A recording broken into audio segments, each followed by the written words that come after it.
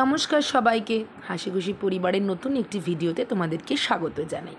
আজকে দেখো যা ইনগ্রিডিয়েন্টস নিয়ে এসেছি তাতে তোমরা বুঝতেই পারছো আমি বানাতে চলেছি আজকে স্যান্ডউইচ, এগ চিজ স্যান্ডউইচ। দেখো কী কী ইনগ্রিডিয়েন্টস নিয়ে নিয়েছি, চলো তোমাদের সাথে শেয়ার করি। যেহেতু স্যান্ডউইচ লাগছে আমাদের পাউরুটি, তোমরা চাইলে এর থেকে একটা বড় সাইজের পাউরুটিও নিতে পারো। নিয়ে নিয়েছি দেখো টমেটো কেচাপ, আমি আর মা খাবো তাই আমাদের যেরকম রিকোয়ারমেন্টস আমরা সেরকমই পাউরুটি নিয়েছি, আর নিয়ে নিয়েছি টমেটো কেচাপ। নিয়ে নিয়েছি দুখানা সিদ্ধ ডিম, তোমরা চাইলে ডিম ছাড়া চিকেন দিয়েও করতে পারো, যেহেতু এটা এগ স্যান্ডউইচ আমি তোমাদের ডিম দিয়েই দেখাচ্ছি। নিয়ে নিয়েছি আলু সেদ্ধ, আলুগুলোকে আমার মা একটু ছোটো ছোটো করেই করে নিয়েছে, তারপরে আমার মা সেদ্ধ করে নিয়েছে। তারপর নিয়ে নিয়েছি পেঁয়াজ কুচি, লঙ্কা কুচি, টমেটো কুচি, একটা গোটা গাজর, একটা শসা। এটা আমি গ্রেট করে দেবো তাই গোটা গোটাই রেখেছি। তারপর নিয়ে নিয়েছি আমুলের চিজ স্লাইস, অরিগ্যানো, বাটার। এটা ছাড়া তো স্যান্ডউইচ সম্ভবই নয়। তারপর নিয়ে নিয়েছি ব্ল্যাক পেপার পাউডার আর সল্ট। তাহলে চলো দেরি না করে একদম চটপট শুরু করে ফেলা যাক yummy tasty egg cheese sandwich recipe. দেখো স্যান্ডউইচটা প্রথমেই তৈরি করার জন্য আমি যে সিদ্ধ করে রাখা আলুগুলো সেগুলো দেখো আমি গ্রেটার দিয়ে ভালো করে গ্রেট করে নিয়েছি। তারপর দিয়ে দিচ্ছি পেঁয়াজ কুচি, তার সাথে দিয়ে দিচ্ছি লঙ্কা কুচি আর টমেটো কুচি।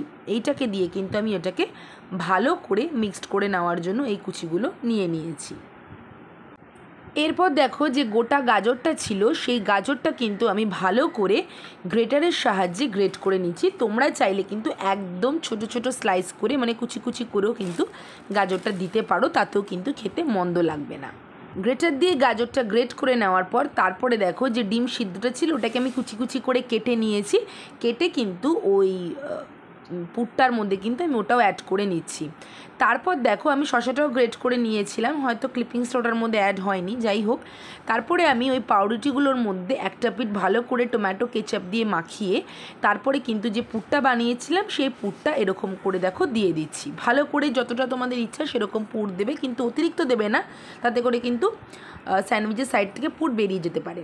তারপর আমি যে স্লাইস চিজটা সেটা দিয়ে দিলাম, আর অপর সাইডে আবার ওই টমেটো কেচাপ দিয়ে আরেকটা পিঠ ওই সেম পাউরুটি করে নিলাম। ঠিক এরকমভাবেই দেখো আমি 3টে পাউরুটি করে নিয়েছি, 3টে স্যান্ডউইচ করে নিয়েছি সেম প্রসেসে। এবার দেখো আমি চাটু গরম হতে দিয়েছি, চাটু গরম হলে আমি দিয়ে দিচ্ছি তার মধ্যে একটু বাটার। তোমরা চাইলে এটা সাদা তেলেও করতে পারো, কিন্তু বাটারে করলে আমার মনে হয় টেস্টটা আরও বেশি সুন্দর হয়।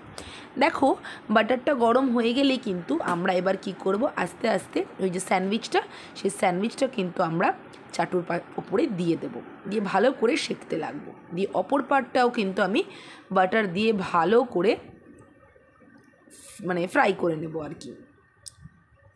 খুব সুন্দরই ফ্রাই হচ্ছে, খুব একদম মিডিয়াম টু লো ফ্লেমে রাখবে, ভালো করে দুটো দিক সেঁকে নেব। তারপরে দেখো একটা ঢাকনা দিয়ে আমি চাপা দিয়ে দিচ্ছি, যাতে করে কী হবে বলো তো, আমার চিজটা ভালো করে কিন্তু মেল্ট হয়ে যাবে। দেখো আমার স্যান্ডউইচ রেডি, প্রচণ্ড সুন্দর দেখতে হয়েছে আর খুব ক্রিস্পি হয়েছে। আর দেখো আমি ভাগ ভাগ করে এরকম কেটে নিলাম, তোমরা চাইলে গোটাও রাখতে পারো। দেখো ফিলিংটা কতটা টেম্পটিং লাগছে, তাহলে অবশ্যই এটা বাড়িতে ট্রাই করো। আর যদি ভিডিওটা ভালো লেগে থাকে তাহলে অবশ্যই আমাদের চ্যানেলটাকে সাবস্ক্রাইব করো। তাহলে চলো টাটা।